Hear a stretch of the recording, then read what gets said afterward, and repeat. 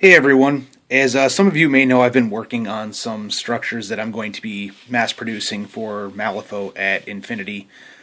These are based on a half timber structure that you see in a lot of medieval and early Renaissance style settings. Right now they're not solidly put together because these are actually going to be the molds or the masters that I make the molds out of. So I just used labels to kind of just to fix them to some cardboard real quick here, just to show them together so you can see it. So this is the lower level. This is a 3" by 3" area, and the height on these is about 2 inches tall. So there's Seamus to give you a bit of a reference.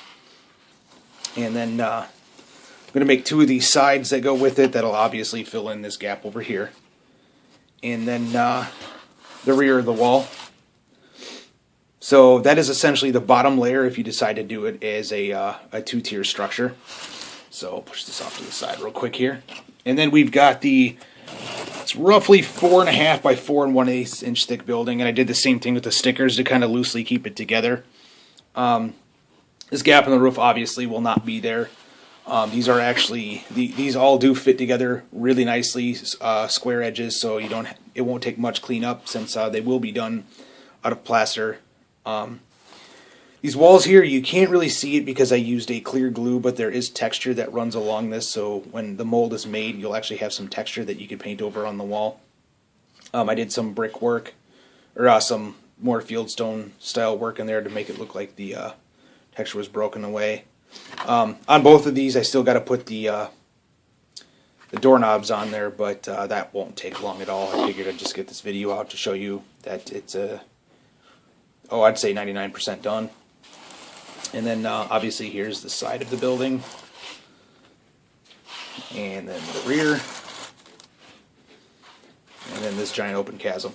But the roof itself was a bit of a problem because I was trying to come up with a way to do the shingle roofs, but after messing around with some foam core a little bit, I decided I was going to draw the shingles on, and then I went in, started drawing them in and trying to do the depressions that way, but then I decided to take my Dremel and carve them because that way it won't be as messy. I got to go in and clean a little bit of this up. But as you can see from the sides, it does actually have texture. It's not just some grid work on the top. So this will actually look like shingles when it's done, and obviously that'll be flat, but this will look like shingles when it's done. So yeah, it'll have plenty of texture to it. It won't just look like some random stuff cut in there. And the great thing with this is again, kind of showing Seamus here, this is a 4.5 by about 4 1/8 building.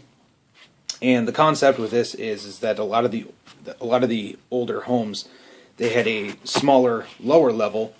So what you can do, and I just mounted on this cardboard for now, but there's actually going to be a plug that will sit with this perfectly, so you won't have this ugly overhang, is to take both of these, if I can kind of see what I'm doing here, and put them together. And I'll just kind of back this off here, so that way, that's not lined up at all, but, well, you guys all get the idea.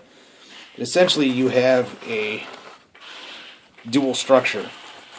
So you have one that's going to be roughly about 5 inches tall, maybe a little bit higher, but significantly taller than what it normally would be. So it'd be the lower level plus the upper level. It's kind of evened out now, so you can see that. And that's essentially what a lot of the buildings will look like. And I plan on making molds of these, as I said, to mass produce them.